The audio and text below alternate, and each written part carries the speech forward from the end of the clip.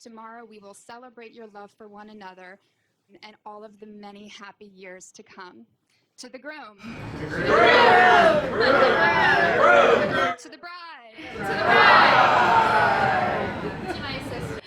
May you always be satisfied in your union. I love you.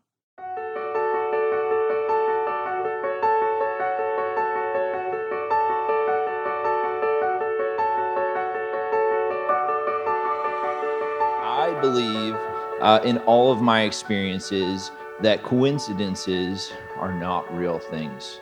Proof in point. Matt and I were born 1 week apart.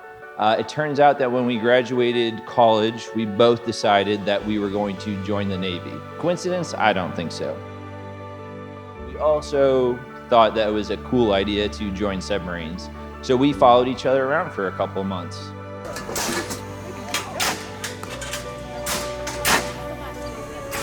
We showed up in Omaha, Nebraska. Coincidence? I don't think so. If you know Matt and Steph and you know how they met, people bringing people into other people's lives, and I don't think that's a coincidence. My name's Nate and I believe in fate.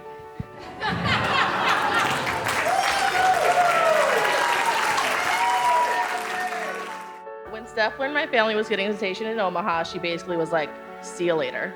I'm not going there. You're gonna hate it. What are you doing? I'm pretty sure she fell in love with Omaha on her first visit. On one visit, she met this guy and the love she didn't know she needed. They stayed up all night talking politics and drinking margaritas. When I asked her what she thought of Matt, she goes, meh. From meh to married.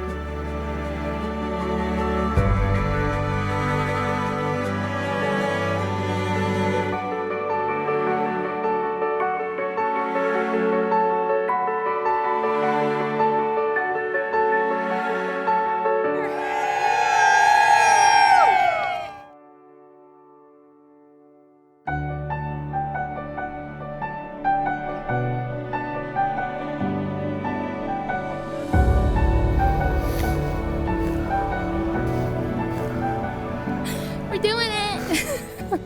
So there I was at a Chick-fil-A having a meal with what everyone in the restaurant would assume was my wife, our kid, and my car. None of which was true. It took me a long time to understand why that moment felt so important to me. It was because I felt like a caveman that had just discovered fire.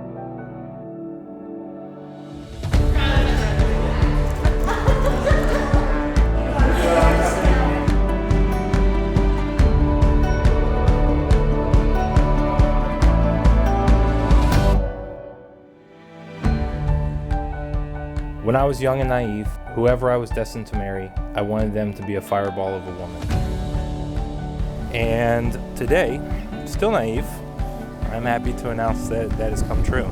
Therefore, I promise to you that when you are your most vulnerable and burning delicately, I will be a nurturing wind and shelter you from the elements until you can burn brightly again. I promise when you are at your best, like the fire under a steam engine, to be a relentless wind so that you can burn as hot and as bright as this world allows.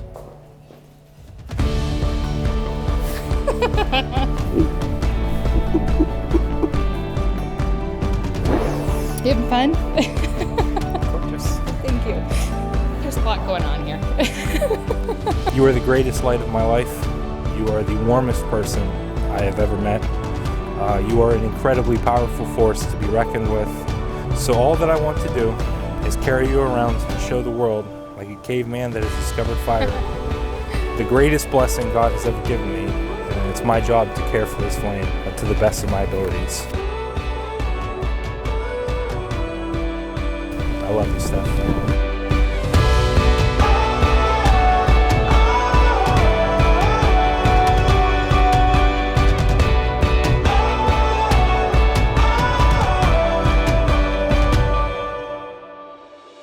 I'm not sure how many of you know about the 5 love languages, so I'll educate you. There's physical touch, acts of service, time well spent, words of affirmation, and gifts. When Matt and I took the survey to find our love languages, I was a die-hard acts of service incoming. I need you to pick me up in the snow in the middle of the night and kind of risk your life. When Matt took the survey, he tied to all 5. So there's no way not to love him, but he also needs all of the ways. Braving a trip to the Midwest in the middle of a pandemic, no less, is the ultimate act of service for me and us. This part of our celebration is ended. Let us go forth to the next part. Thanks be to God.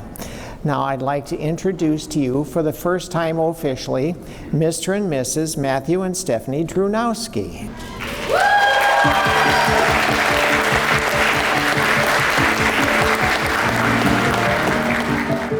In the last 3 years, you have taught me some of the most important lessons in friendship. You are patient and gentle and kind. And I am often sharp and aggressive and hasty and fiery, I guess. You assume the best and always find the happy. And I'm often speculative and assuming there'll need to be a plan B and C and D and sometimes even E. You are thoughtful and silly and playful. And I'm trying hard to stop keeping tally of acts of service and embrace the fun we have every single day, even in some of the most otherwise menial moments. I'm going to keep trying to enjoy being in the moments. I'm looking forward to more rides in the Corvette and eventually your minivan. And embracing that an O'Reilly's Auto Parts charge should always be in the monthly budget because although you're very handsome, you are also very handy. I'm also looking forward to chasing solar and lunar eclipses because I truly believe you are the North Star I was destined to find if there was any one thing I could actually navigate to. I'm looking forward to finally settling who Wilma loves most, although you winning is also a win in my heart. And I'm looking forward to pretending our kids love me more too. It's a good game we have going. I'm looking forward to finding more ways to slip you bayberry candles and blending more of our family's traditions together. I'm looking forward to broadening your sports horizon. And even if you still want to call every player Jones, I'll be quick to remind you that you're still better at maps, math, and mammals. And the most important M word, marriage. I'm almost certain you'll be better at this than me. But I'll let that bring me back to my first point, which is you being patient and gentle and kind. I'm looking forward to making our friendship and romance a lifelong marriage. And I'm looking forward to telling people you're my husband because you are the sweetest, most unexpected chapter that I never saw coming.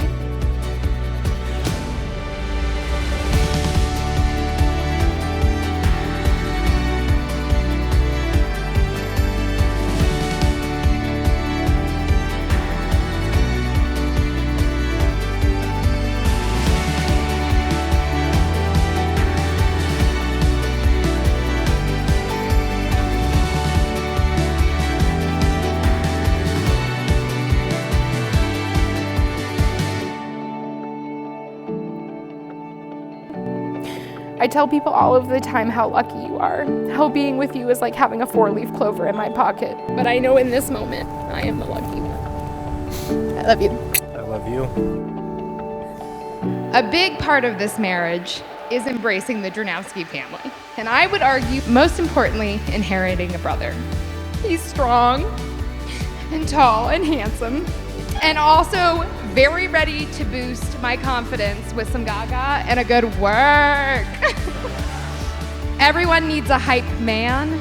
I have a hype Dan.